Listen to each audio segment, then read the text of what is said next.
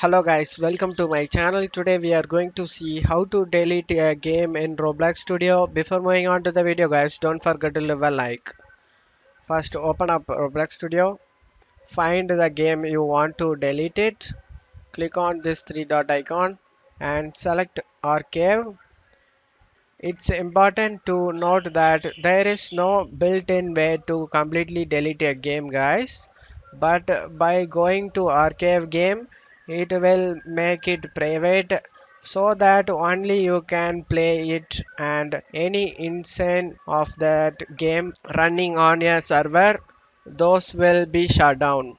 Click on yes. Now we are removed it from the my games in the list guys, and it way down to archive under my games, so you can still see it there. Edit it, maybe copy something in it if you need it to, but it won't it show up and cutler up my games in Roblox Studio guys now. And if you want to restore one of these items back to my games, you just need to click on this three dot icon over here and select restore, and that will be back to my games guys.